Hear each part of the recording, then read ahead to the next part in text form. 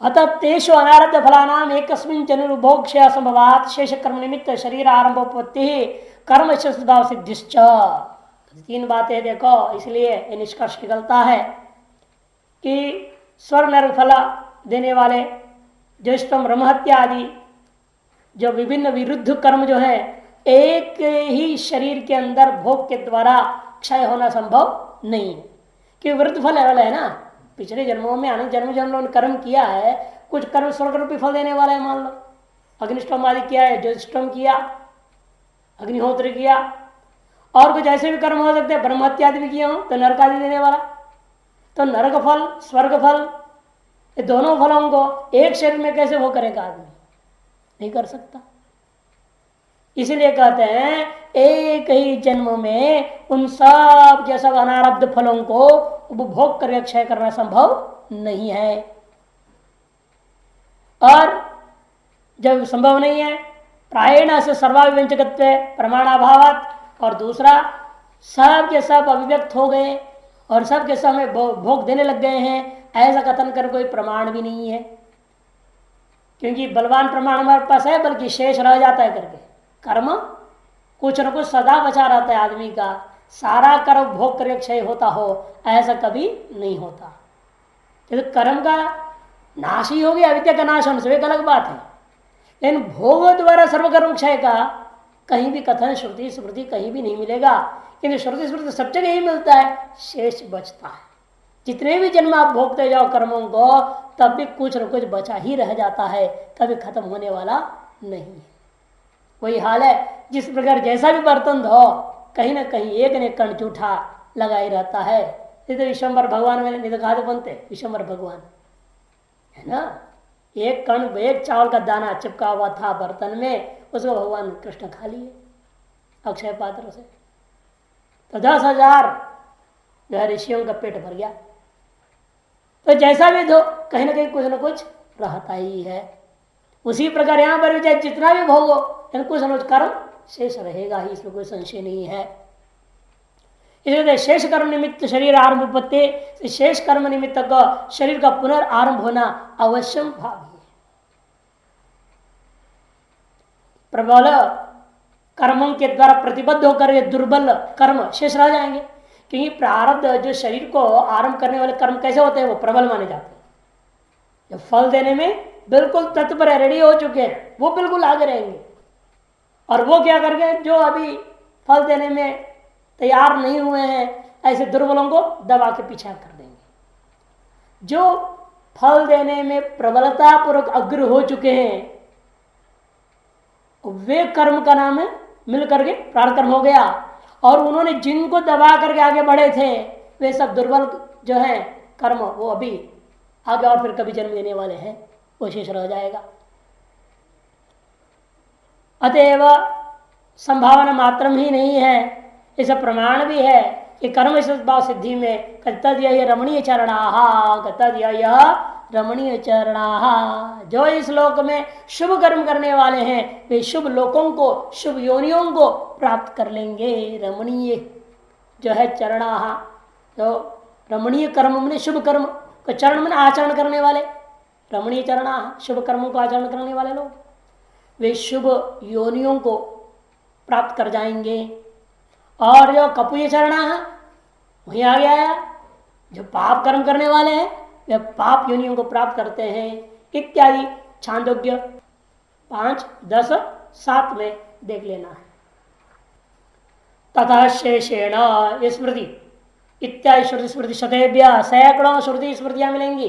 हम तो एक एक नमूना दिखा रहे हैं केवल। कौन सी स्मृति है ये? आपस्तंभ धर्मसूत्र में दूसरा अध्याय दूसरे अंश के दूसरे कला का तीसरा ही सूत्र है, अथवा गौतमी स्मृति के 11वें अध्याय का है। वहां पर क्या आया? तदशेषेण, एक किसका हिस्सा है? वो पूरा सूत्र नीचे दिया देखिए, वर्णा आश्रमाश्च स्वकर्म निष्ठा, जो लोग विभिन्न वर्णों में जन्म लिए हुए हैं, ब्राह्मण क्षेत्र शूद्र और विभिन्न आश्रमों में जीवन यापन कर चुके, ब्रह्मचर्य गृहस्थ वानप्रस्थ संन्यास आश्रम, वे लोग स्वकर्म निष्ठा अपने कर्म निष्ठा रखते हुए प्रेत्य मरने के अंतर कर्मफलम अनुभूय अपना कर्म अनुभव कर तथा शेषेण, मरने के अंतर क्या करेंगे? कुछ कर्मफल भोगेंगे किसी न किसी लोक में भोगे, तथा शेषेण फिर जो बचा हुआ है उसके वजह से विशिष्ट देश, कहाँ पैदा होंगे, कोई न कोई विशिष्ट देश में पैदा होंगे, किसी न किसी विशिष्ट जाति में पैदा होंगे, विशिष्ट कुल में, विशिष्ट सब जगह जोड़ना, द्वंद्वादो श्रीमाण पदम प्रत्येकम भी संबद्ध है। विशिष्ट देश, विशिष्ट जाति, विशिष्ट कुल, विशिष्ट रूप प्राप्त करेंगे वो, कुत्ता बिल्ली गधा घोड़ा आदमी कुछ रूप मिलेगा, विशिष्ट आयु मिलेगी, विशिष्ट श्रुत, उसमें भी कुछ न कुछ सुनने को मिलेगा। हिम्मत सोचो पशु को सुनने को नहीं मिलता है, पशुओं को भी सुनने को मिलता है। और पशु बल्कि कई पशुओं के बारे वर्णन है वो सामगान करते हैं। चांद्र प्रश्न वर्णन आता है कुत्तों ने सिखाया ऋषि को सामगान, उसका नाम है इसलिए शौव मैंने शुना के द्वारा, कुत्ते के द्वारा प्रकट किया होने से शौव साम कहते हैं उसको। कुत्तों ने कैसे वो भी गाना चाहिए, वो भी प्रक्रिया सब दिखाई कुत्तों ने। ऋषि बेचारे बहुत दुखी थे, भूख से परेशान थे, तो उनको नदी के किनारे बैठे रहे, वो क्या करना समझ में नहीं आ रही थी, तो उनको आके बोला कि तुम सब सुबह यहीं रहो, सुबह यहीं आ जाओ। तो वो गए नहीं, समय बैठे रह गए, सबरे तक तपस्या किया। तो एक कुत्ता आया, बड़ा कुत्ता, उसके छोटे छोटे पिल्ले पिल्ले बहुत सारे आ गए, 7-8। फिर वो घूमे, एक के पूंछ को दूसरे को ने मुंह में पकड़ के घुमा, आगे पीछे होता राउंड मार मार करके एक बड़ा जो था वो ऊंचा पत्थर यूं मुख करके सूर्य भगवान के मुख करके वे सामगान करने लगा। और बाकी सारे पिल्ले उसी का अनुसरण करते, फिर वो भी बोलने ले। तो उसको देख कर ऋषि ने वैसे ही वो भी गाने लगा, करते करते उसके अंदर साम प्रकट हो गया। इस तरह से पशुओं में भी है, ऐसी नहीं है कि वो हम लोग नहीं उनकी भाषा समझते हैं, लेकिन वो भी वास्तव में गान करते हैं। और विशेष रूप देखो सूरों को ठीक शाम सूर्यास्त के समय भगवान की आरती गाएंगे, वो सब मिल अल्लाह मचाएंगे, आरती गा रहे हो, हम लोग को हल्ला लगता है ठीक। और सवेरे देखो चिड़ियाएं सवेरे होते ही सूर्योदय से पहले हल्का प्रकाश के चाय शुरू कर देंगे, अपना सूर्य का स्तुति करते हैं, उगो उगो उगो उगो बोलते हैं भगवान, जल्दी आ जाओ, हमको भूख लगी है, हमें उड़ना है, रोटी ढूंढना है, प्रार्थना करते हैं सूर्य का। इधर सभी योनियों में है श्रुत और वृत्त। इसी प्रकार से आपका काम धंधा और वित्त, कितना धन पाओगे कितना खोओगे, वो सारी चीजें भी वर्णन है प्रारंभ में तय। वृत्त वित्त इसे सुख मेधसो विशिष्ट जन्म प्रतिपद्यन्ते, इस प्रकार से विशिष्ट देशा से युक्त ऐसे जन्म को प्राप्त करते थी। स्मृत्यक देशोपादत्ते तथा शेषण, स्मृति का एक देश बीच में है ना सूत्र, तथा शेषेण उस सूत्र का पीछे बैठा हुआ है, उससे कोई भाष्यकार ने संकेत कर दिया। इष्टानिष्ट फलानाम अनारब्धानाम क्षयार्थ नित्यानि चेतना, तो पूर्व पक्ष कहेगा ऐसे नहीं महाराज, कुछ बचेगा नहीं, सारा कर्म नष्ट हो जाएंगे। कैसे नष्ट हो जाएंगे? इष्ट अनिष्ट फल देने वाले जितने भी अनारब्ध कर्म है वह सब का क्षय करने के लिए नित्य कर्मों का विधि है। कहते ऐसा नहीं हो सकता, क्योंकि आपके मत में ही क्या सिद्धांत है, नित्य कर्म का न करने से प्रत्यवाय लगता है, अर्थात करने से प्रत्यवाय नहीं लगेगा, यह अर्थ निकालना पड़ेगा ना। न करने से प्रत्यवाय लगेगा, इसका मतलब करने से प्रत्यवाय नहीं लगेगा, ये कहना पड़ेगा। इसे नित्य कर्म का फल क्या हुआ? प्रत्यवाय का अभाव, अनारब्धों का नाश करना कहां हुआ? इसे आप कैसे कह रहे हो इष्ट अनिष्ट फल देने वाले सकल अनारब्ध कर्मों को क्षय कर डालेगा नित्य कर्म, यह आपका कथन कर ठीक नहीं, आपके स्वयं के सिद्धांत के विरुद्ध है। क्योंकि आपके स्वयं के सिद्धांत है अकर्णे प्रत्यवाय श्रवणात्। प्रत्यवाय का मतलब क्या? वो भी स्मृतियां हैं, आगे विस्तार पड़े जब आएगा तब देख लेंगे। स्मृति मूल में आ रहा है, आनंद दे रहे आगे, अकुर्वन् विहितं कर्म निदितंच समाचरन् प्रसज्जश्चेन्द्रियार्थेषु नरः पतनं ऋच्छति। मनुस्मृति 11वां अध्याय 44वां श्लोक, अगला पृष्ठ में है 11:44 मनुस्मृति का है। अब उसमें बातें देखेंगे, इस पर एवं तो नाने थे तो अस्ति, ईशास्त्र परिषद में भी है ना, कुर्वन्नेवे कर्माणि समाहा एवं ते तो नाने तो अस्ति कर्म लिप्यते नरे, आया है। तो वो भी सब मंत्रों को ले सकते हैं, श्रुति और स्मृति।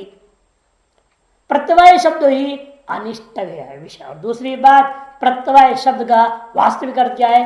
अनिष्ट भावी विषय, भविष्य में मिलने वाला अनिष्ट फल, ये नहीं होगा आप कह रहे हैं। इसका मतलब नित्य कर्म न करने पर प्रत्यय होगा, न करने पर भविष्य में अनिष्ट फल मिलेगा। करने पर क्या हुआ? भविष्य में प्राप्त होने की संभावना जो थी उन अनिष्ट फलों का निवारण हो गया। यही उसका फल मानना पड़ेगा नित्य कर्मों का। फिर आप कैसे कर रहे हो? संचित कर्म का नाश हो जाएगा उससे। विरुद्ध बात है ना, आप हित सिद्धांत का विरोध आप बोल रहे हैं, वस्तव्या का दोष। नित्य कर्मों का फल आप बोल रहे हो, प्रत्यवाय का निवारण, और दूसरा कहते हो संचित कर्मों का नाश। दो फल कैसे मिलेंगे एक कर्म से? ये नहीं हो सकता। नित्य अकरण निमित्त से प्रत्यवाय से दुख रूप से आगामिन परिहारार्थानि नित्यानि अभिगमात् न अनर्थ फल कर्म क्षयार्थानि। इसको विस्तार में समझा दिया। नित्य कर्मों का न करने के निमित्त से प्रत्यवाय रूपा दुख रूपा, जो प्रत्यवाय जो नाम से क्या है, दुख रूपी, वो भी ये नहीं कि आगामी अच्छा फल मिलेगा, नहीं। न करने से अच्छा फल कहां से मिलेगा? कर्म को न करे और अच्छा फल मिलेगा, फिर लोग करना ही छोड़ देंगे ना। न करने से अच्छा फल मिलता है, करने से बुरा फल मिलता है, ऐसा तो होता नहीं। करने से अच्छा फल मिलेगा, न करने से बुरा फल मिलेगा, यह अर्थ निकालना पड़ता है। इसलिए कहते हैं न करने से नित्य अकर्ण निमित्त प्रत्यवाय से केन रूपम मदो दुख रूप से आगामिन, भविष्य में होने वाला दुख रूपा जो फल है, आने वाला है जो, उसी का नाम प्रत्यवाय है। उसका परिहारार्थानी नित्यानि, परिहार करने के लिए नित्य कर्म होते हैं। इति अभिगमात, यह आपने स्वीकार किया। और अब यहाँ शास्त्रार्थ में जब घबरा गए, हमने कहा कर्मशेष रहता है, तो एकदम बोलने लगे कर्मशेष कैसे बचेगा, वो सब नित्य कर्म नष्ट हो जाएगा। तो प्रविरुद्ध बात हो गई ना। अभिगमात न अनार्थ फल कर्म क्षयार्थानि, इसे अनार्थ फल का कर्म क्षय के लिए वे नहीं हो सकते। और ये मान भी लिया जाए, यदि नाम अनार्थ कर्म फल क्षयार्थानि नित्यानि कर्माणि तथापि अशुद्धम एवं क्षपयु न शुद्धम, तब भी क्या है, अशुद्ध कर्मों का नाश होना चाहिए ना। इष्ट फल देने वालों का नाश कैसे होगा? अनिष्ट फलों का नाश होगा। कि पुण्य हमेशा पाप को नष्ट करेगा, पाप हमेशा पुण्य को नष्ट करेगा। और आपने पुण्य किया और पुण्य पाप सबको नष्ट कर डाला, ऐसे कैसे होगा? पुण्य से पुण्य का नाश नहीं होता, बल्कि एक पुण्य से वो किया हुआ वो दूसरे पुण्य में और सपोर्ट करेगा और फल बढ़ाएगा, घटाएगा थोड़ी, उसे नष्ट थोड़ी करेगा। घटा भी नहीं सकता तो नष्ट कहां से कर डालेगा? इसलिए कहते कि देखो कि ये जो यदि मान भी लूं मैं अनारब्ध कर्म फलों का क्षय करने के लिए नित्य कर्म होते हैं, तो भी वो अशुद्ध जो अनारब्ध कर्म फल है ना, उन्हीं को नष्ट कर सकता है, न तो शुद्ध। यदि नाम अनारब्ध कर्म क्षयार्थ यदि मान भी लिया जाए, नित्य कर्म अनारब्ध जो संचित कर्म में से उन्हीं कर्मों को क्षय करने के लिए होते हैं, तो भी तथापि आपको मानना पड़ेगा कि अशुद्धमेव क्षपयेयु हो। जो अशुद्ध कर्म है, पाप कर्म है, उनको ही ये नित्य कर्म नष्ट करेंगे, ऐसा मानना पड़ेगा। न शुद्धम, शुद्ध कर्म को नष्ट करेंगे ऐसा आप नहीं कह सकते। क्यों? विरोधाभावत, कि शुद्ध का शुद्ध के साथ कोई विरोध नहीं, पुण्य का पुण्य के साथ कोई विरोध नहीं। पुण्य का पाप के साथ विरोध होने से नित्य कर्म क्या है? पुण्य कर्म है। इसलिए वो क्या करेंगे? संचित में विद्यमान पापों को नष्ट करेंगे मान सकते हैं हम, पुण्यों को नष्ट करेंगे कह नहीं सकते। और जो पुण्य है वो शेष रह जाएंगे, वो जन्म दे देंगे। अतः शेष तो बचेगा किसी भी हालत में, पूर्णतया कर्म का नाश हो नहीं सकता। एतद् भाट्टानां सिद्धांत वृद्धमित्या नहीं इष्ट फल से कर्मणा शुद्धरूपत्वा नित्य विरोध उपपद्यते। क्योंकि इष्ट फल जो देने वाले जो कर्म है वो पुण्य रूप है, शुद्ध रूप है, उनके साथ में नित्यों का विरोध होना नहीं माना जा सकता है।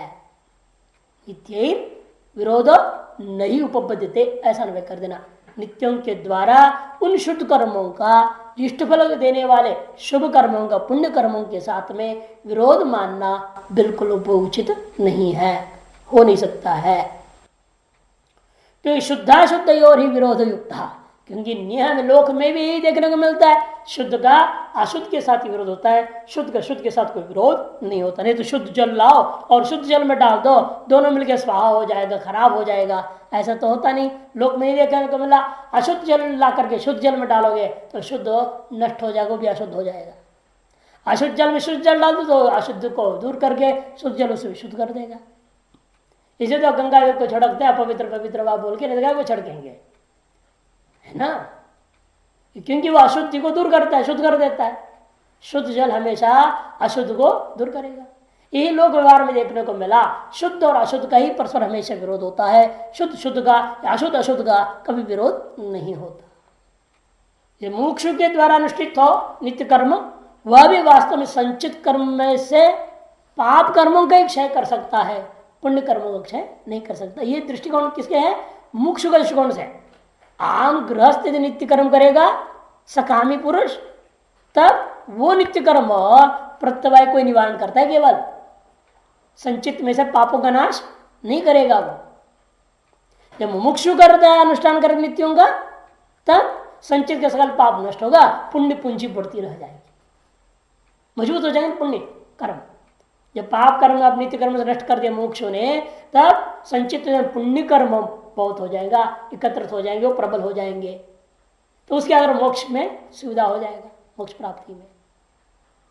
यच्च उक्तम, अब अगले के अवतरण का थोड़ा अनुग्रह में जाइए, पहले अगले प्रकटक थोड़ा अंतर करके बात कहने जा रहे हैं। यच्च उक्तम, और ये जो बात पूर्व पक्षी ने कहा था, क्या कहा था? मोक्षो हो काम्यानि वर्जयेत इति तदपि असति विवेक बले दुर्घटम। यह जो कहा जाता है मोक्ष को काम्य और प्रतिषिद्ध कर्मों से बच के रहना चाहिए। काम्य प्रतिषिद्ध और अनारंभात, कहा था ना भाषण में शुरू में, काम्य और प्रतिषिद्ध का आरंभ नहीं किया, केवल नित्य और नैमित्तिक कर्मों को कर रहा है, तो सर्वकर्म क्षय होकर के मोक्ष हो जाएगा, ये कहा गया था। उस सिद्धांत को हम और पुष्ट करने के लिए, खंडन करके पुष्ट करने के लिए कह रहे हैं बात यहां कि काम्य प्रतिषिद्ध और अनारंभात इति भाषित्यर्थः काम्यानि इति प्रतिषिद्ध से उपलक्षण।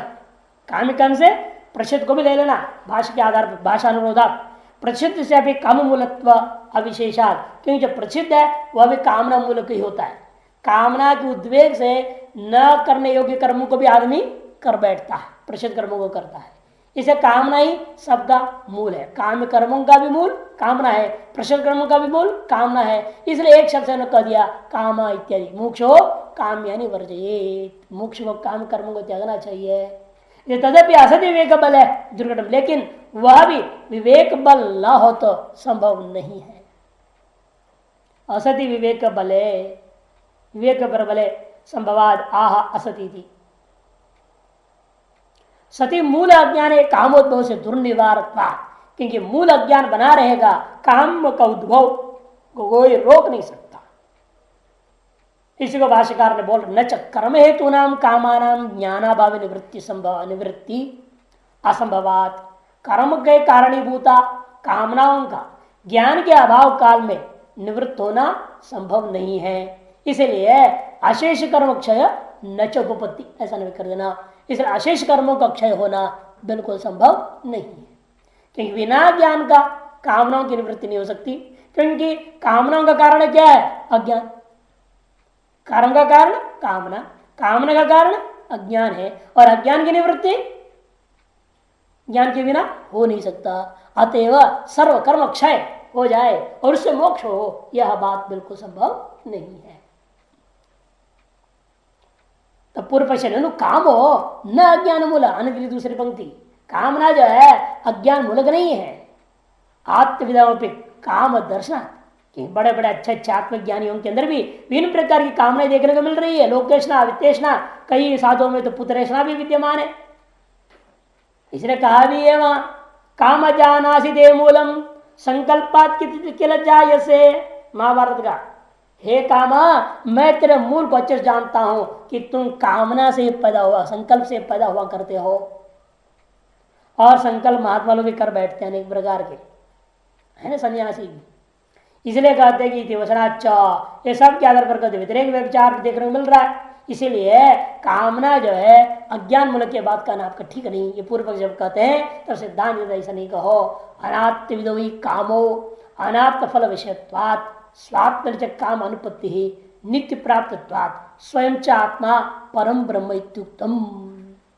अनात्मवेत्ताओं में ही कामना हो सकती है, क्योंकि काम्य पदार्थ क्या है? अनात्म फल विषयत्वात्। हमेशा कामना अनात्म वस्तुओं को ही फल रूपेण विषय करता है।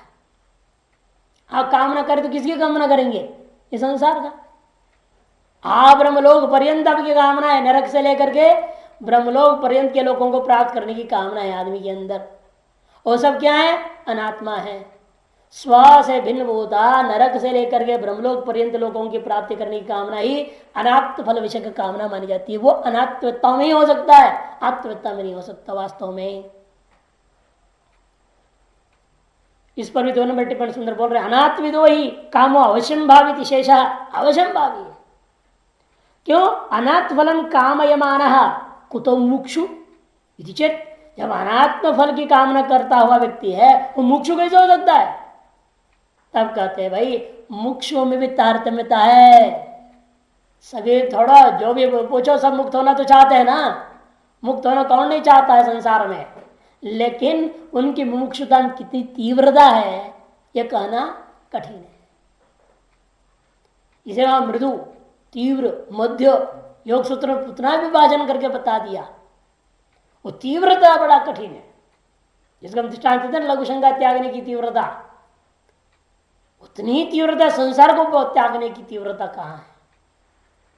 ऐसे पक्का मुमुक्षु कोई कोई होता है। इसे मुक्षुओं में भी तारतम्यता है। सर्वोत्कृष्ट मोक्ष की बात कही जाती है वो कोई कामना नहीं करता, लेकिन उसे निम्न स्तर वाले जो मोक्ष लोग हैं थोड़ा थोड़ा ही अभी वैराग्य, कच्चा वैराग्य, कच्चा विवेक है। ऐसे जो मोक्ष लोग हैं एकदम मोक्षु तारतम्यात् तदेत सूचयतोक्तम असति विवेक बल टीकायाम मोक्ष मात्र लक्ष्यम। इसी को सूचित करता हुआ टीकाकार का असति विवेक बल है। विवेक बल अभी पक्का नहीं है, थोड़ा थोड़ा विवेक भी है। ऐसा जो होगा वो व्यक्ति को लेकर के चर्चा है। जैसे मोक्ष सामान्य को लेकर चर्चा है, समझना सर्व मोक्षों की सामान्य चर्चा। अतः उन्हीं में ही कामना होती है, वो अनात्मवेत्ता होगा, इसको कोई संशय नहीं है। कि जो आत्मवेत्ता है वो क्या है? स्वात्म निजक काम अनुपत्ति ही। स्वात्म विषय कामना तो हो ही नहीं सकती। जो सर्वम आत्मा से निर्णय कर लिया, तत्वतः विषय है ही नहीं, वास्तव में जगत पैदा ही नहीं हुआ है, तो कामना कहां से करेगा? वो किसकी कामना करेगा? खुद की क्या कामना करेगा? खुद तो खुद है ही, प्राप्त है। अब प्राप्त की तो कामना करेगा, स्वर्ग तो प्राप्त है, नित्य प्राप्त स्वयं च आत्मा। और ये स्वयं ये आत्मा जो है यही परम ब्रह्म है। कोई कह सकता है अरे मैं तो आत्मा हूं, इन मेरे से भी कोई परब्रह्म है उसकी मैं कामना करूंगा, पर ब्रह्म की जिज्ञासा करूंगा, पर ब्रह्म की जो प्राप्ति की इच्छा करूंगा। कहते नहीं, क्योंकि वो आत्मा ही पर ब्रह्म में भिन्न है नहीं। यह बात पूर्व में हम शुरू में ही शास्त्रार्थ आरंभ में ही कह चुके। नित्यानाम चक्रणम अभाव। और सबसे बड़ी दूसरी बात यह है नित्य कर्मों का न करने से फल मिलेगा, आप कह रहे हो ना, यह आपकी गलत है। अभाव से कभी कोई फल की उत्पत्ति हो नहीं सकती। नित्य कर्मों का न करने का मतलब क्या? नित्य कर्मानुष्ठान का अभाव हो गया।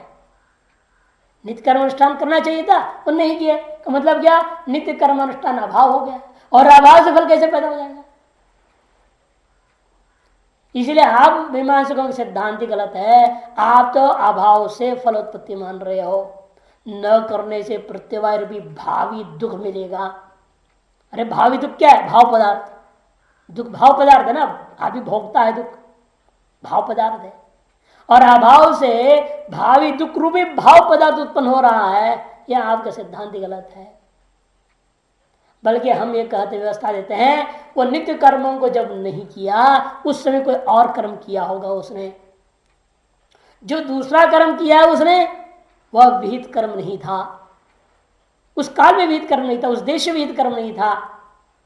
भले आप कह सकते विहित कर्म कर रहा हूं मैं, वेदों ने कहा यज्ञ करो, मैंने यज्ञ कर दिया तो क्या हो गया? गलत कहां हुआ? कहते गलत यही हुआ भाई, संध्या वंदन के काल में तुमको किसने कहा यज्ञ करने को?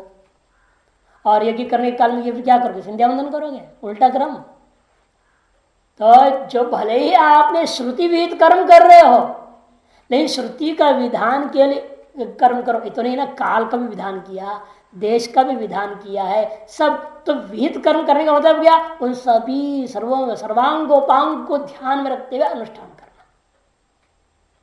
और श्राद्ध कर्म करना है, अब अगर उसी दिन कहीं जाने की जल्दीबाजी हो गई, देखो 12 बजे बाद तो जाना पड़ेगा वहां सिनेमा देखने, इसलिए चलो सवेरे 8 बजे श्राद्ध कर लो। अरे तेरी सिनेमा बड़ा है क्या?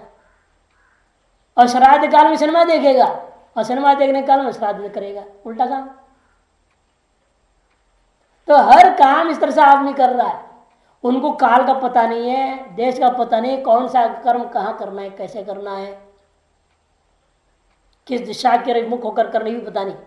खाना खाना कहीं बैठ के खा लिए उठ पटांग, अरे भैंस है पशु है क्या? कहीं बैठ के कहीं भी खा लिए, किसी उधर दिशा मुख करके बैठ के खा गए। तो ये सब विधि है ना, उन विधि का मतलब विहित कर्म कर रहा कहने से नहीं होता। तो इसीलिए देश काल सब देखा जाएगा, विहित कर्म तब माना जाएगा। नहीं तो आप अविहित कर्म ही कर रहे हैं, निषिद्ध कर्म कर रहे हैं, क्योंकि उस काल में वो कर्म विहित नहीं है, निषिद्ध है एक तरह से। क्योंकि एक कर्म को एक काल में जो विधान कर दिया, इसका तात्पर्य क्या है? उस काल में उससे भिन्न कर्मों का निषेध हो गया। हर हर संध्या उपासित उषायाम कह दिया, जब उषा काल में आपको संध्या वंदन करनी है, इसका मतलब क्या? उषा काल में अन्य कर्म नहीं करना, ये तो हुआ, अन्य कर्म का निषेध मानना पड़ेगा वहां। और आप यदि उषा काल संध्या वंदन न करके अन्य कर्म कर रहे हो, इसका मतलब निषिद्ध कर्म कर रहे हो। वो निषिद्ध कर्म आपको दुख देता है, न कि नित्य का न करने से दुख नहीं मिला। नित्य कर्म का न करके उस काल में अन्य कर्म जो कर दिया, तो वो निषिद्ध कर्म करने के समान होने से वो आपको पाप रूप होकर के दुख दे रहा है। इसलिए आपके जो विचार है ना, नित्य कर्म का न करने से प्रत्यवाय लगेगा, यह बात बिल्कुल गलत है। यह आरंभ कर नित्यानांच कर्णम अभाव, नित्य कर्मों का न करने का मतलब होता है अभाव, तथा प्रत्यवाय अनुपत्ति ही, उससे प्रत्यवाय की उपपत्ति नहीं हो सकती। यहां पर जाकर श्लोकों को दिया देखो, यथोक्तम अकर्ण निमित्त प्रत्यवाय परिहारार्था नित्यानिधि तत्राह नित्यानांचेति आगामी दुखम प्रत्यवाय उच्यते तस्य भाव रूप से न अभाव निमित्तम, वह भाव रूप होने से अभाव उसका निमित्त कारण नहीं हो सकता। पाप पापे नीति श्रुत है निषिद्ध आचरण निमित्तता दुख, क्योंकि बृहदारण्यक शब्द क्या करिए 4-4-5 बृहदारण्यक, पाप पापे न, पाप फल पाप कर्म से मिलता है, अभाव से नहीं। यदि श्रुति श्रुति कह रही है निषिद्ध का आचरण निमित्तक ही दुख होता है। और सबसे बड़ी बात यहां देखो, क्षत्रिय प्रत्यांत प्रयोग कर दिया सब जगह मनुस्मृतिकार ने, अकुर्वन क्षत्रिय अकुर्वन विहितं कर्म निंदित समाचरण, समाचरण है ना, वहां भी क्या है? क्षत्रिय प्रसज्जंश्च, यहां भी क्षत्रिय प्रसज्जंश्च इंद्रियार्थेषु नरः पतनम ऋच्छति, स्पष्ट कर दिया मनुस्मृतिकार ने। विहित कर्म को न करते हुए, विहितम कर्म अकुर्वन, न करते हो, कर क्या रहे हैं फिर? निंदित समाचरण, उस समय में जिस समय जो विहित कर्म करना चाहिए था, उस समय वह कर्म नहीं करके अन्य कर्म को न करने का मतलब क्या? आप निंदित कर्म का समाचरण कर रहे हैं। और ये कहो नहीं आप निंदित कर्म नहीं कर रहा हूं, तो फिर और इंद्रियार्थेषु प्रसज्जन, अथवा आप इंद्रियार्थों में प्रवृत्त हो रहे होंगे, इंद्रियों को अपने विषय के संबंध कराते हुए आनंद ले रहे होंगे, भाई सिनेमा देखना, टीवी देखना, अन्य चीजें देखने में लगे हो आप, तो ऐसा नरह पतनम ऋच्छति, पतन को प्राप्त कर जाएगा। इसका मतलब क्या? न करने से फल नहीं मिला। मनुस्मृतिकार क्या कहते हैं? वो न करके आप कुछ और कर रहे हैं, और जो कर रहे हैं दो तरह की हो सकती है। एक, या तो व्यावहारिक इंद्रियार्थ विषय में चले जा रहे हैं आप, प्रसक्त हो रहे हैं, अथवा उस समय के लिए जो अविहित था अर्थात निंदित है, उन कर्मों का समाचरण किए हैं, वो आपको दुख देता है, वही पतन का कारण होता है। इस तरह से क्षत्रिय प्रत्याय से बात बिल्कुल स्पष्ट हो रहा है। अतः इसी को गानगिरी का रही थी, क्षत्रि प्रत्ययात अकर्ण से प्रत्यवाय निमित्तम अवगतम इत्याशंक। यदि कोई कहता है इस क्षत्रिय प्रत्यय से न करने का भी फल प्रत्यवाय है, ऐसा कोई आशंका करने लग जाए, नहीं नहीं, भाष्कर कर रहे इसलिए। अतः पूर्वोपचतुर्देभ्य प्राप्यमाणाया प्रत्यवाय क्रियाया नित्य करणम लक्षणम इति अकुरन्वितं करवैति चतुर्नानुपत्ति ही। भाष्कर देखो, इस क्षत्रिय प्रति अनुपत्ति दोष या नहीं है, उसके आधार अनुपत्ति के आधार पर आप अर्थापत्ति करना चाहते थे, है ना। क्षत्रिय प्रत्यय का अनुपत्ति के आधार पर आप यह अर्थापत्ति कर रहे थे, न करने से प्रतिभा प्राप्त हो गया। लेकिन हम करें वो अनुपत्ति नहीं उपपत्ति है उसकी, अन्यथा विपत्ति। क्योंकि अर्थापत्ति का नियम क्या है, अन्यथा अनुपपत्ति हो तो अर्थापत्ति की जाती है। अन्य प्रकार से व्यवस्था आप नहीं दे सकते। आदमी खाया पिया नहीं, भूखा सूखा रहता, फिर भी मोटा तगड़ा ताजा है, ये कैसा हो गया। प्रहलाद जो है जब एक बार चले फिरे तो दक्षिण भारत गए, कावेरी का तट पे, सह्याद्री के चोटी पे, निर्जन प्रदेश में एक महात्मा लेटा पड़ा है, बहुत मोटा तगड़ा मस्त सांड। प्रहलाद कहता है ऐसे जगह तो पड़ा, और कैसे हट्टे गट्टे तगड़े पड़े हो इस तरह से, ये कैसा हो सकता है तुम हट्टे गट्टे हो। तो हंसते बोलते यही तो आश्चर्य यदृच्छा लाभ संतुष्ट की महिमा है, यदृच्छा लाभ संतुष्ट की महिमा है। मैं अजगर वृत्ति से रहता हूं, बल्कि मधुकर वृत्ति को भी नहीं अपनाया मैंने, तब भी रोटी माल पानी यहीं पहुंच रही है और तगड़ा हो तो मैं क्या करूं। भागवत में सप्तम स्कंद में आया ना, अंतिम अध्याय में। तो इस प्रकार से अनेकों दृष्टांत है शास्त्रों में। अन्यथा पिता उसको मानना पड़ा ना, कहीं ना कोई भोजन या तो ये बना के खाता होगा, या कौन ला के देगा इसको, जरूर बना के खाता होगा। तब उसने कहा हम बना के खाते तो अजगर वृत्ति में पड़े, सोते ही आ जाता, क्या करो। जैसे अजगर के पास पशु स्वतः पहुंचता है ना, मुंह खोले बैठा रहता भूखे, बस इतना ही करना, इतना काम होता है मुंह खोलने का, और अपने आप पशु घुस जाते हैं। जो उसका भोजन होता है अपने आप भगवान उसको प्रेरणा देते हैं, वहाँ जहाँ घास करते वहाँ पहुँच जाओ, और उसके श्वास के साथ अंदर चला जाए पेट, अजगर स्वाहा कर देता है। जैसे कोई अंदर घुसता है, गले में उसको लगता है हाँ कोई घुस गया, तो बंद कर देता है, और फिर लोट लोट करता है, पच जाता है उसका। तो अपने आप पहुँचा ना भगवान ने उसका रोटी, हमारी भी रोटी अपने पहुँचा, हम क्या करें। दूसरे जलन करे, जलन करते रहे। इसलिए कहते कि देखो कि यहाँ ऐसा ही हाल है। पूर्वोपचित दुर्देव्य प्राप्यमाणाया प्रत्यवाय क्रियाया, पूर्व अनेक जन्मों में तेभ्य हेतुभ्य जनिष्यमाणाया पूर्व उपचित दुर्तों से पापों से प्राप्यमान प्रत्यवाय क्रियाया, प्रत्यवाय क्रिया में दुख रूपा जो दुख का अनुकूल निंदित आचरण आदे है, नित्य अकरणम लक्षणम, वह नित्य अकरण उसका लक्षक है। लक्षण में लक्षकम इत्यर्थ, कहीं पाठ ही कर दिया लक्षकम करके, लक्षण का मतलब यहाँ पर प्रतिभा का लक्षण करके नहीं समझना, असाधारण धर्म लक्षण ऐसा नहीं, लक्ष्य त्यानी नहीं थी लक्षण। नित्य कर्म का न करना ही लक्षित कर रहा है, वह कोई ना कोई निंदित कर्म जरूर कर रहा है उस टाइम में।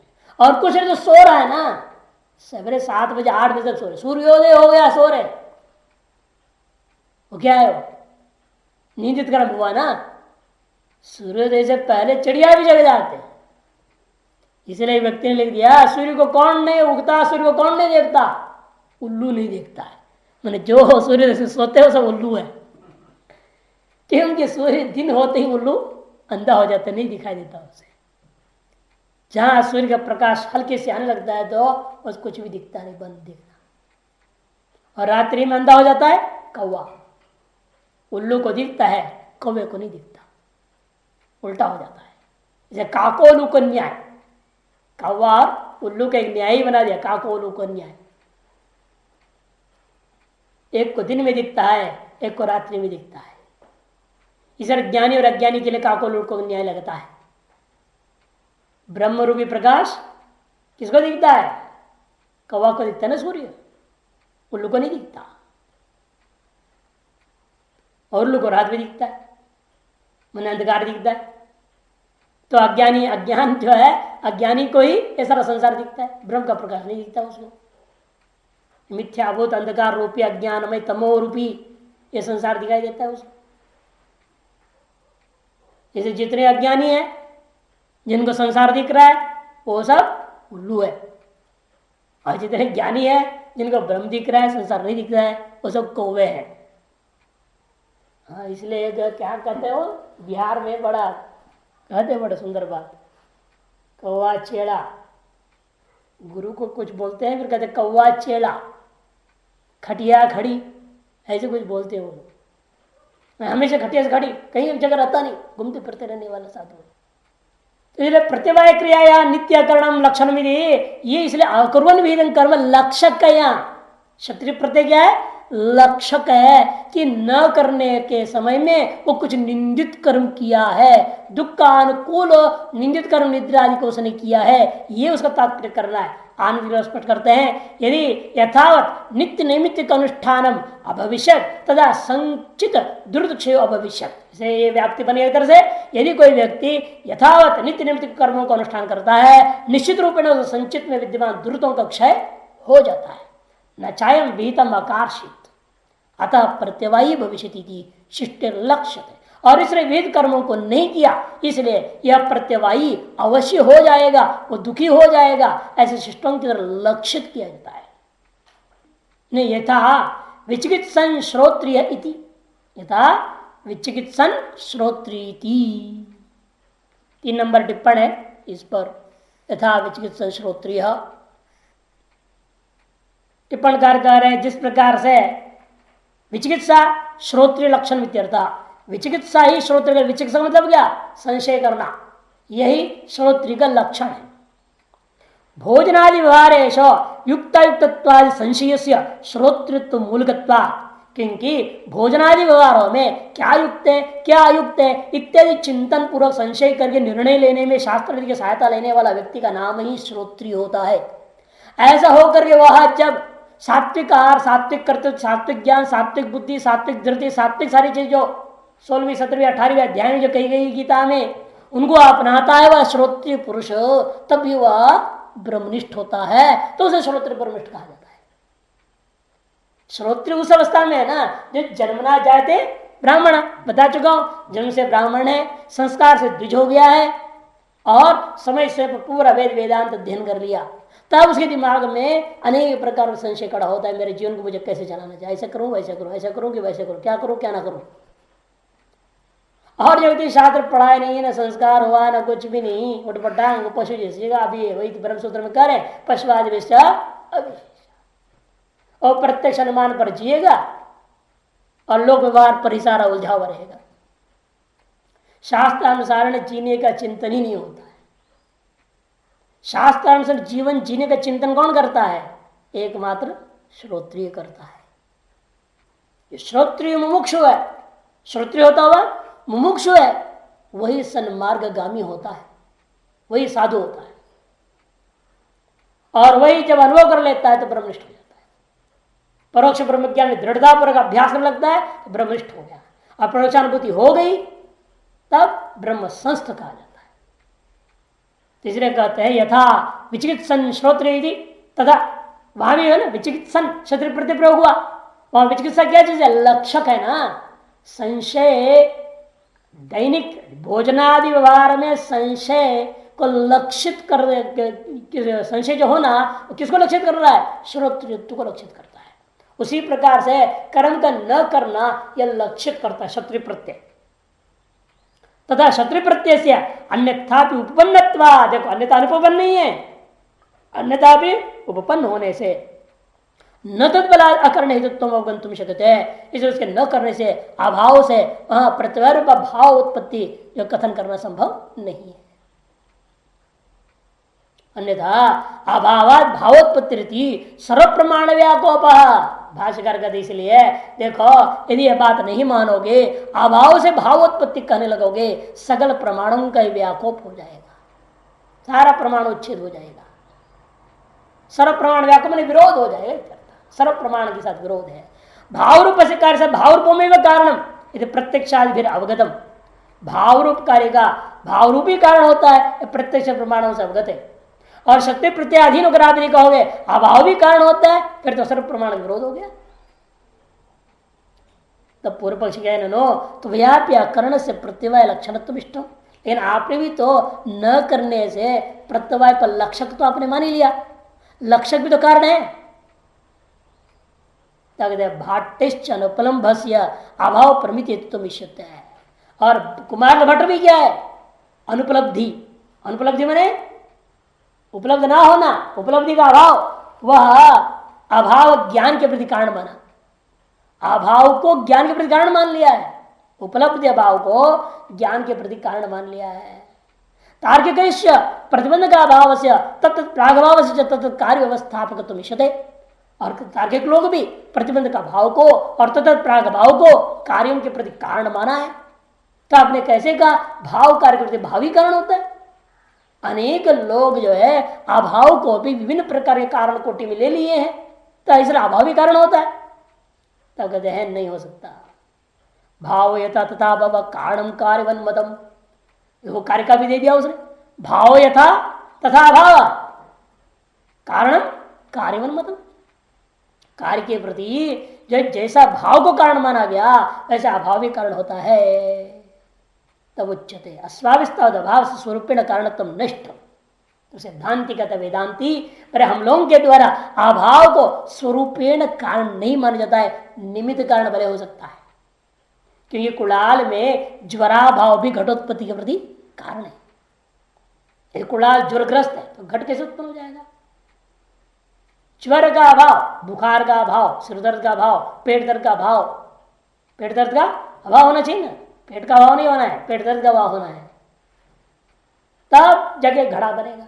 तो अभाव तो कारण बना, लेकिन हम कहते स्वरूपेण अभाव से सीधे कोई भावोत्पत्ति नहीं होती है, स्वरूपेण नहीं हो सकता, किंतु निमित्त कारण माना जा सकता है, प्रतियोगी विधेया हो सकता है, साक्षात नहीं। स्वरूपेण मतलब क्या? अभाव केवल साक्षात कारण नहीं हो सकता, प्रतियोगी विधेया कारण हो सकता है। तेन चरु किंतु तज्ञान से प्रत्यवाय गमकत्व इष्टम, इसलिए तज्ञान में अभाव ज्ञान प्रत्यवाय का गमक है, अभाव स्वयं प्रत्यवाय का गमक नहीं है। इसमें बहुत अंतर समझना है, अभाव को कारण मानना और अभाव ज्ञान को, अन्य ज्ञान के अभाव को अन्य ज्ञान के प्रति कारण मानना दोनों अलग चीजें। अभाव को ज्ञान के प्रति कारण मानना, अभाव को किसी वस्तु की उत्पत्ति के प्रति कारण मानने में बहुत अंतर है। इसे कहते हैं तज्ञान से मने अभाव ज्ञान से प्रत्यवाय का भगत्व तेन रूपेण प्रत्यवाय प्रत्यवाय जर्गत्व इष्यते, उस रूप से हम प्रत्यवाय जर्गत्व स्वीकार कर लेंगे, हमें कोई आपत्ति नहीं है। ज्ञानत्व रूपेण अभाव जो है कारण हो जाए, यह हम प्रत्यवाय के प्रति कोई आपत्ति नहीं है। तो नित्य कर्ण अज्ञान है, ऐसा कहो, नित्य कर्ण अज्ञान है और नित्य अकर्ण ज्ञान है।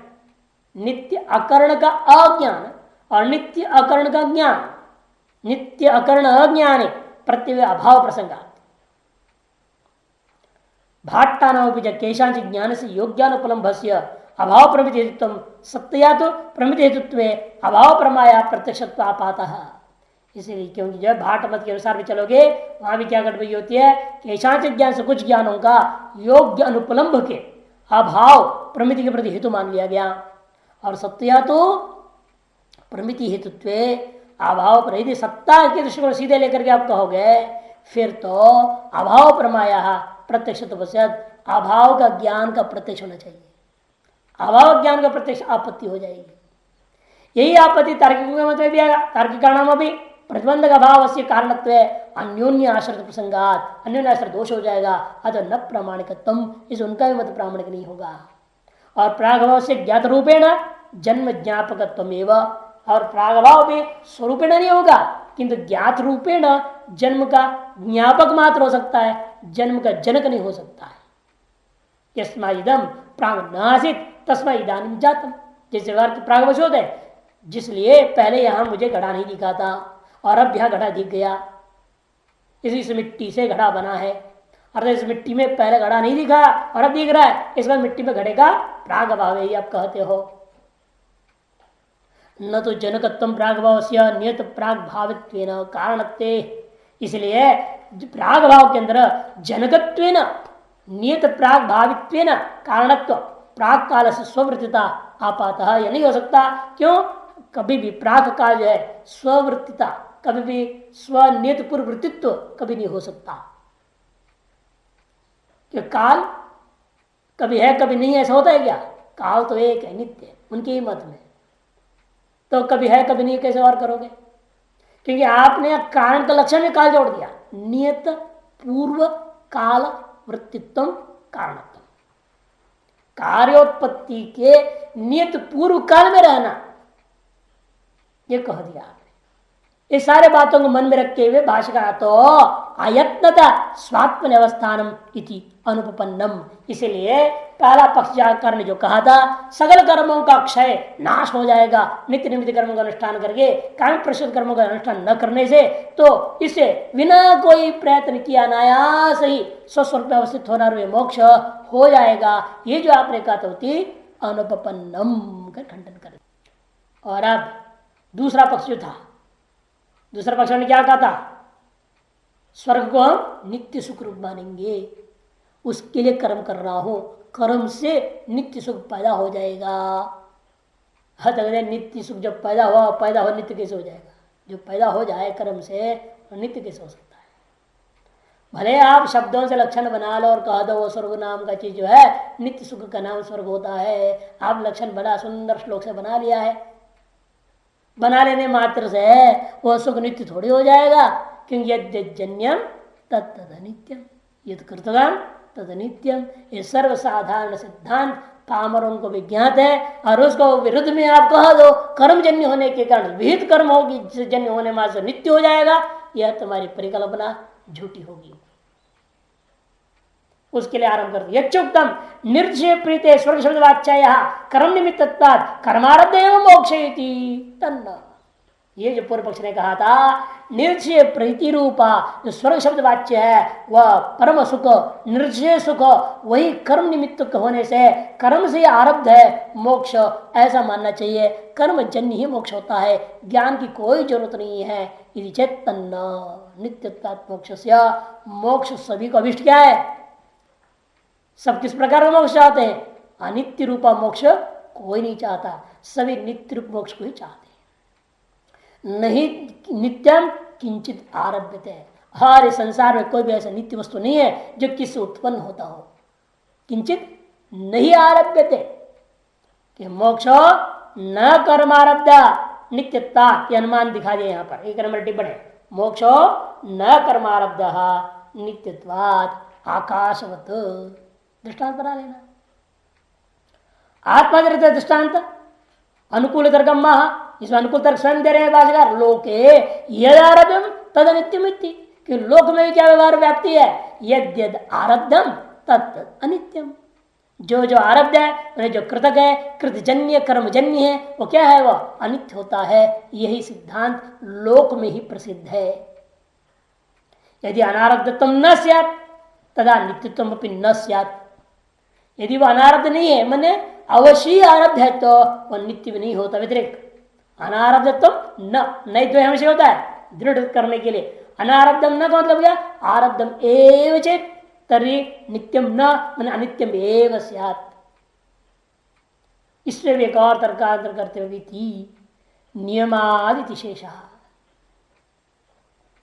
हेतु और निरुपाधिकवाद यावत् ध्वंस भिन्नत्व उपाधि तस्य निरशिष्यमाणत्व भाव। कोई कह सकता है ध्वंस भी हमारे कैसा है? उत्पन्न होता हुआ नित्य था ना, घट ध्वंस एक बार पैदा होता हो गया और तो सदा के लिए ध्वंस हो गया, दोबारा ध्वंस हो गया। ध्वंस का ध्वंस तो होता नहीं, तो ध्वंस हमारे तो नित्य उत्पन्न होते हुए नित्य है ना वो। ऐसे का नहीं ध्वंस नाम का जो तुम्हारा सब बकवास है, हम चारों प्रकार का भाव को खंडन करने वाले, चिंता मत करो। तुम्हारा पराग भाव, प्रध्वंस भाव, अत्यंत भाव, अन्योन्य भाव, यह अभाव नाम का चिड़िया वास्तव में है ही नहीं, तुम्हारी कपोल कल्पना है, हो नहीं सकता, हो व्यवस्था नहीं बन सकती है। अतो न कर्मारब्ध मोक्ष, ऐसे कर यहां खत्म कर देते, इसलिए कर्मारब्ध मोक्ष नहीं हो सकता, ये सिद्ध हो गया। अब तब दूसरा व्यक्ति खड़ा हो गया, चलो केवल कर्म से मोक्ष पैदा नहीं होगा किंतु उपासना विशिष्ट कर्म से मोक्ष पैदा हो जाएगा। उपासना विशिष्ट कर्म से मोक्ष हो जाएगा। चलो कर्म में केवल ताकत नहीं है नित्य मोक्ष को पैदा करना, यानी उपासना जुड़ जाएगा ना तो उस कर्म में दम आ जाता है, फिर वो भी काम कर बैठता है, वो मोक्ष दे सकते नित्य मोक्ष। विद्या सहितानां कर्मणा नित्य आरंभ सामर्थ्य, विद्या सहित कर्म भी नित्य मोक्ष को उत्पन्न कर सकेगा। इति चेत न विरोधा नित्यंच आरभ्यते चेति विरुद्धम, ये कैसे कह रहे हो, नित्य भी है और उत्पन्न भी है, जो उत्पन्न है नित्य कैसे हो सकता है? लोग फिर बोल रहे हो चाहे विद्या सहित हो चाहे विद्या कोई रहित हो, जो कोई फर्क नहीं पड़ता, यदि आपने उत्पन्न मान लिया तो नित्य नहीं हो सकता। और कर्म से भी अपने उत्पन्न मान रहे, केवल कर्म से, और आप विद्या से कर्म से उत्पन्न मान रहे हो, तो उत्पन्न मान रहे हो का मतलब यह हुआ कि वो नित्य नहीं हो सकता, कि उत्पत्ति और नित्यत्व दोनों परस्पर विरुद्ध बात है। कि यद्य उत्पन्न तथा नित्यम ही होता है, कभी वो नित्यम हो नहीं सकता। अब आते हैं नहीं भाई हमारे यहाँ प्रध्वंसा भाव है, वो तो नित्य होता है, यद विनिष्टम तदेव नोत्पद्यते, ये विचार शंका, यद विनिष्टम तदेव नोत्पद्यते, जो विनिष्ट हुआ वही उत्पन्न हुआ क्या? घट का ध्वंस हो गया, घट ध्वंस होने के बाद फिर घट उत्पन्न हुई, आप कहोगे करे वही घट तो पैदा नहीं हुआ जो ध्वंस हो गया था, जो ध्वंस हो गया वही घट अब पैदा नहीं हुआ, दूसरा है। प्रध्वंसा भावत नित्योपि मोक्ष आरभ्य, इसे प्रध्वंसा भाव के समान नित्य जो मोक्ष वह भी आरभ्य हो सकता है। कि प्रध्वंस भाव कैसा है? आरभ्य, आपने डंडे से घड़े को फोड़ दिया, पैदा किया ना आपने ध्वंस को, घड़क ध्वंस को आपने डंडे से मार के पैदा कर दिया है, और पैदा हुआ घड़क ध्वंस दोबारा ध्वंस होता नहीं, घट ध्वंस फिर ध्वंस करो फिर ध्वंस करो, अरे कहाँ एक बार नष्ट हो गया घट, तो घट नष्ट हो गया, अब फिर दोबारा तुम डंडा चला भी दोगे, घट पर थोड़ी चलाओगे, और घट तो है नहीं, जो टुकड़े उस पर चला रहे हो, और टुकड़े और टुकड़े होंगे और टुकड़े और टुकड़े होते जाएंगे, चूर्ण भी बना डालो, लेकिन आप घट को चूर्ण नहीं बना रहे हैं, उत्तर उत्तर टुकड़ों का हो रहा है। एक बार जो नष्ट हो गया सो हो गया, दोबारा से नष्ट होने का कोई प्रसंग ही नहीं उठता। अतएव एक बार जो नष्ट हुआ वह बाद में नित्य हो गया ध्वंस, उत्पन्न होता हुआ नित्य का दृष्टांत उसने लाया प्रध्वंसा भाव को, प्रध्वंसा भावत दृष्टांत नित्योपि मोक्ष आरभ्य चेत न, ऐसा नहीं हो सकता। सबसे पहला हेतु है मोक्ष भाव रूप है, अभाव रूप नहीं है। तुम्हारा प्रध्वंसा भाव क्या है? अभाव रूप है ना, उत्पन्न होते हुए अभाव नित्य है तुम्हारे यहाँ। लेकिन मोक्ष कैसा है? उत्पन्न होता हुआ भाव वस्तु है, इसे नित्य हो नहीं सकता। कि संसार में जो भी उत्पन्न होता भाव वस्तु को देखा गया वो कैसा देखा गया? वह विनाशी देखा गया। यद्यद उत्पन्नम भावम तद नित्यम देखा गया। भले तुम्हारे मत के अनुसार यद्यद उत्पन्नम अभावम भले नित्य हो, लेकिन उत्पन्न भाव पदार्थ तुम्हारे भी मत में क्या है? अनित्य ही है। ऐसा कोई उत्पन्न भाव पदार्थ का दृष्टांत दो जो उत्पन्न भाव पदार्थ होते हुए नित्य हो, बताओ है कोई? नहीं है कौम में या किसी में भी। और मोक्ष क्या है? भाव रूप है। प्रध्वंसा भावोपि आरभ्यते अभाव से विशेष अभाव, और प्रध्वंसा भाव में भी आप जब कह रहे हो आरभ्यते, यही संभव नहीं है, क्योंकि अभाव को कोई पैदा ही नहीं कर सकता। अभाव को कोई पैदा कर देगा क्या? यदि अभाव को पैदा करने लग जाए फिर वंध्या पुत्र को भी पैदा कर दो, क्या दिक्कत है तुम्हें? कपुष्प है उसको भी पैदा कर डालो, यह तो असंभव है। क्यों? विशेषाभाव, अभाव तो अभाव होता है, चाहे कोई भी अभाव हो, विकल्प मात्र में तत्व। इसलिए केवल व्यवहार मात्र तुम कह रहे हो। विकल्प मतलब शब्द ज्ञान अनुपाति, वस्तु शून्यो विकल्प, शब्द ज्ञान का जाल मत विचार हो। वास्तव में ऐसा कोई वस्तु पदार्थ तो नाम को हो ही नहीं सकता। भाव प्रतियोगी ही अभाव, बल्कि उल्टा अभाव नाम से कोई स्वतंत्र पदार्थ संसार में अनुभव में नहीं आता। सभी को अनुभव में क्या आ रहा है? भाव प्रतियोगी ही हमेशा अभाव होता है। अतः अभाव कोई स्वतंत्र पदार्थ ही नहीं है। भाव को छोड़ो, केवल अभाव का वर्णन करो तो कर नहीं सकते। घट प्राग, क्यों घट नाम ले रहे हो भाई? केवल हमें प्राग भाव समझाओ ना। केवल प्राग भाव को समझा नहीं सकता, केवल प्रध्वंसा भाव को समझा नहीं सकता। बिना भाव प्रतियोगी को पकड़े वो बोल ही नहीं सकता भाव के बारे में कुछ भी। इसलिए अभाव वास्तव में क्या है? भाव का निषेध मात्र रूप है। भाव निषेध मात्र स्वभावत्वात् भाव विरोधित्वाच्च न भाव रूपो धर्म संभवती अभाव। इसलिए अभाव नाम का कोई भाव रूपा पदार्थ नहीं हो सकता। अभाव नाम का कोई भाव रूपा पदार्थ नहीं हो सकता, क्योंकि अभाव क्या है, हमेशा भाव निषेध मात्र स्वभाव वाला है, या भाव का विरोधी का नाम अभाव है। अतः वह कार्य ही नहीं हो सकता, वो तुम्हारी कल्पना मात्र ही है।